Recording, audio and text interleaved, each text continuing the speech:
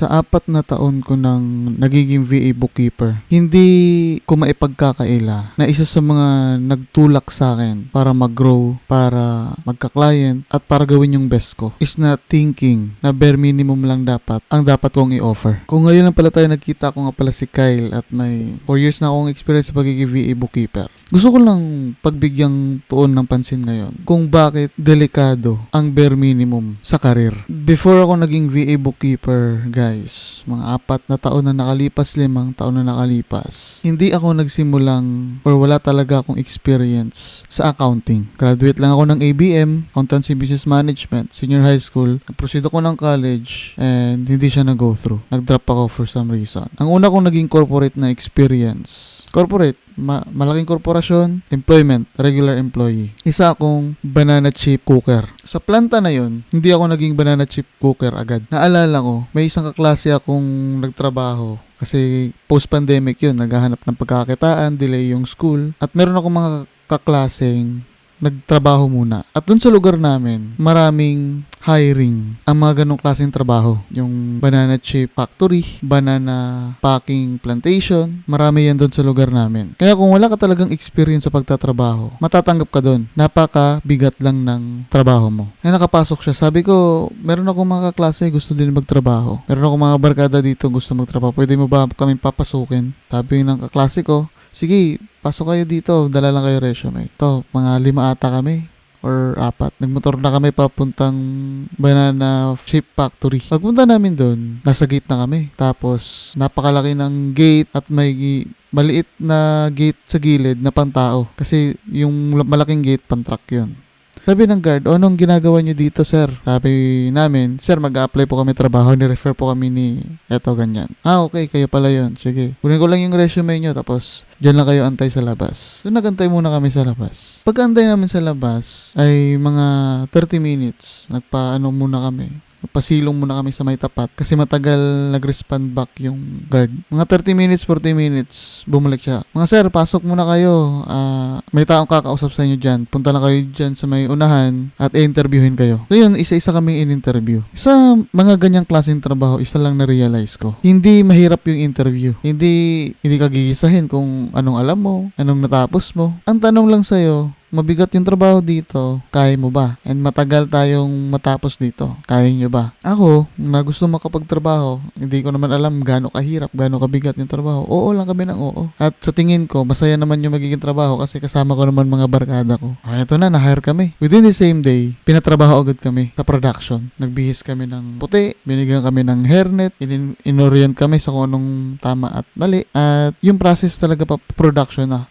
Napaka-stricto. Dapat may hygiene, dapat may hairnet, dapat may mask. Post-pandemic yun kaya kailangan lahat may mask. Ang una ko naging posisyon doon ay slicer. Doon ko naalaman yung process ng banana chip factory. Ang una dyan is kukuha sila ng saging sa mga local farmers, bibili nila, dalhin nila doon sa planta, isusort at saka ipipil yung babalatan niya ng mga pillar tawag sa kanila. Pillar, may machine dyan na tutulak sa mga crate papunta dun sa slicing area. Dun kami. Ginagawa namin, yung crate gamit namin para kunin yung mga raw na saging. Lalagay namin sa slicing machine. At napakabigat po ng mga hilaw at saka yung mga hindi pa luto ng mga saging. Kasi siya sa tubig nakababad siya sa tubig habang hindi pa namin siya ni-slice. Before namin siya kunin, nasa isang malaking pool siya. Kukunin namin sa crate, ilalagay namin sa slicing na machine. Tapos, mataas pa yung slicing na parang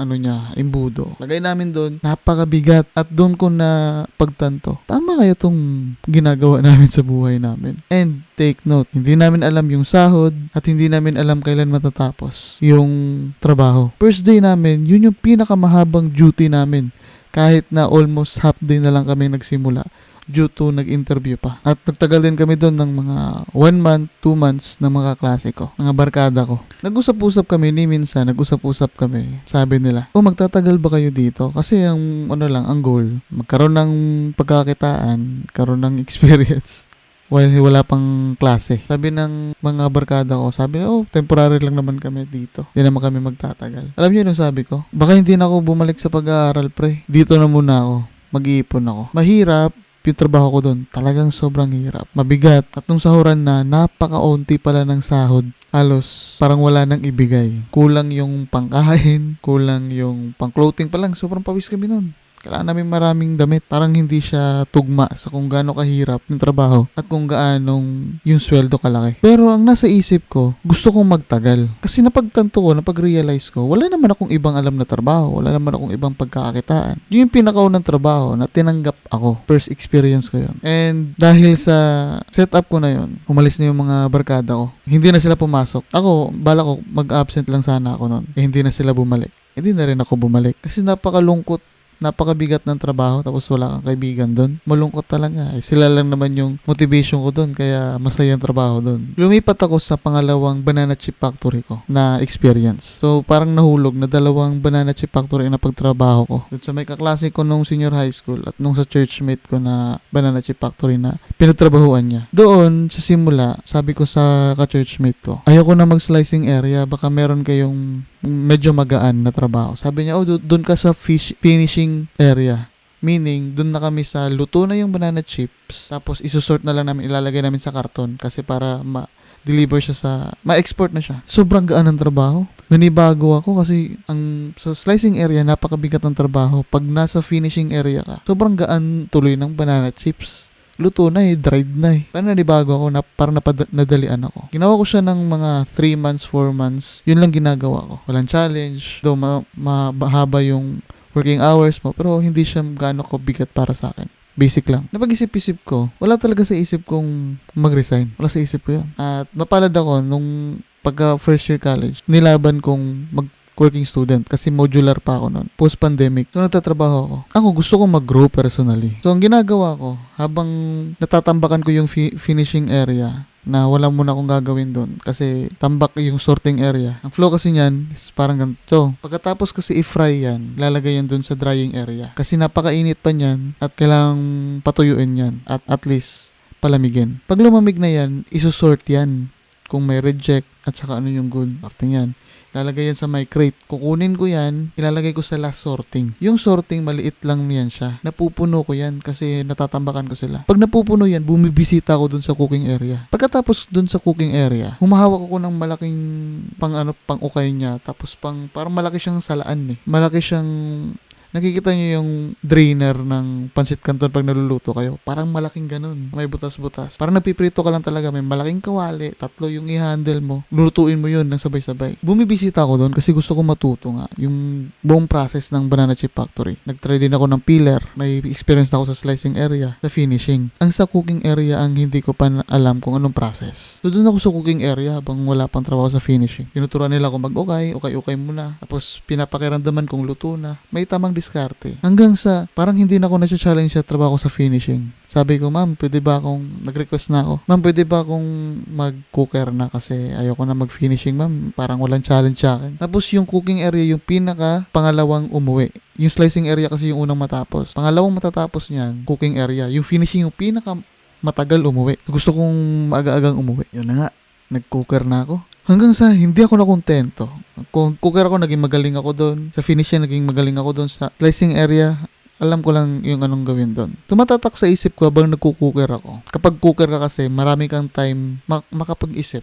Solo ka lang 3 malalaking kawali. Inahandle mo yun, nasabay-sabay. Focus ka dapat kasi kapag maling minuto lang o maling ahon mo dyan, sunog yan. Sa senior high school ako, guys, napakagaling ko sa accounting. Sa Segway ako Paborito ko yung accounting. Habang nagluluto ako ng banana chips, naiisip ko, hindi ito yung gusto kong gawin sa buhay ko. Hindi ito yung plano ko sa buhay ko. Kasi since senior high school, pinagdasal ko na at pinag-decidean ko na accounting yung gusto kong tahakin na buhay o career na gusto ko. Kasi ganun ako kapassionate doon. Pag nagluluto ako, naiisip ko yan. Time goes by, palalim ng palalim yung hugot ko patungkol sa bagay na yan. At napunta na nga sa moment na sirit na ako. Okay na ako sa cooker, sawa na ako, nag-grow. Gusto ko na ulit mag-grow. Yung supervisor ng banana chip factory na yun, sa akin nagpapaload yun. Kasi nagiging loader ako doon sa banana chip factory na yun. Paload ako sa'yo, mamaya ako nababayaran. Parang ganun. Papautang ako ng load. Habang nag-uutang siya ng load sa akin, nagkakaroon kami transaction, nagkakausap-usap kami. Tinatanong ko siya, ma'am, pwede mo ba akong ma-refer dyan sa loob? Gusto kong hasain yung alam ko sa accounting Meron po akong pinag-aralan, ma'am. Alam ko po yung accounting. May alam po ako dyan. At maalam din ako sa computer. Kahit huwag nyo ako sahuran, ma'am, gusto ko lang makapasok dyan. Yung mga time na yan, nagtitraining na ako ng QuickBooks online. Tapos sabi ng supervisor namin, QuickBooks din gamit dyan, pero desktop, parang desktop, sabi niya. Sige, ma'am, refer mo naman ako, ma'am, kasi gusto ko talagang mag-grow din personally. Ako rin magamit yung pinag-aralan ko kasi sayang naman, ma'am, kung cooker lang ako. Sabi, sige, refer kita. Well, doing those, no? Excited ako. Yes, i-refer ako ni ma'am. Ano kaya magiging feedback niyan? Ako sa lahat ng mga trabaho ko, ginagalingan ko lahat. Ginagawa ko yung best kong maging maging competent. Excellent. Pero kapag naramdaman kong hindi na ako nag-grow and I know if I can offer better tapos hindi mapagbigyan sa akin, I really need something. I really need to keep moving forward in order for me to grow. Kasi parang nagmamadali ako sa career ko eh. Hindi ko alam bakit. Naging competent ako pero pag hindi ako mabigyan chance na hindi mag-grow, I need to go somewhere na mag-grow ako. So, to make the long story short, hindi in-award sa akin. Hiring yun eh. Hindi in-award sa akin yung position na yun. And mga 1 buwan, 2 buwan after nun, nag-resign na ako. Umalis na ako doon. At doon na nagsimula yung VA career ko. Nagkaroon ako ng maraming time maghanap ng client. Dati pa lang, I am not a fan of bare minimum. Hindi ko man naisip o wala siya sa vocabulary ko na ito lang gawin ko kasi ito lang naman trabaho ko. Kung wala sa isip ko ang mag-grow sa career ko or maging excellent sa mga industry or sa mga task na binigay sa akin, siguro hindi ako VA ngayon. And maybe, baka slicer pa ako hanggang ngayon. Guys, ang gusto ko lang iwan sa inyong mensahe sa episode na to, bare minimum is a trap. Sa buhay natin ngayon, sa buhay natin in general, hindi tayo naka-design to stay put. Hindi tayo naka-design hindi maging better day by day. Kahit gradual, kahit paunti-unti, as long as there is a progress, importante, may growth. Nagkakaroon tayo ng envy, self-pity, at kawalan ng value sa sarili kapag huminto tayong isik yung growth. Pansinin nyo, when you started to do bare minimum things, kung isinasabuhay mo na siya, mapapansin nyong nagiging reklamador na kayo. Napapansin nyong hindi nyo naaaralin yung mga bagay-bagay. Mapapansin nyong nagiging walang silbi na kayo sa lipunan. And if you wanted to be like that, I don't want be. And hindi ko rin siya nire-recommenda. Naging audience kita. Nasa community kita. Because you wanted more. May pangarap ka. May gusto kang abutin. May gusto kang patunayan. And paano mo mapapatunayan yung sarili mo? Or paano mo ma-accomplish yung growth na gusto mo sa sarili mo if you keep doing bare minimum things? Hindi ako naging VA bookkeeper ngayon ng 4 na taon na nagkaroon ako ng multiple clients, karoon ako ng local clients, foreign clients, karoon ako ng corporate experience sa pag-aral ko sarili ko. Napunta ako sa iba't ibang lugar. Hope at least man lang nakapag-content ako. Hindi ko magagawa yung mga bagay na yan. Number 1, kung walang Diyos. The same time, if I keep doing the bare minimum culture. Wala na ako masyadong sasabihin dito sa episode na to. Dito ko na lang tatapusin. Mahal na mahal kita. Mahal na mahal ka ng Diyos. Dalangin kong taniman ka ng malaking pangarap ng Diyos sa puso mo. And sabay-sabay tayong let's do our best na hindi pang bare minimum. Because if we wanted to have a higher value sa lipunan, in influence, in anything that we do, we should continue exceed or overlap the bare minimum. Adios.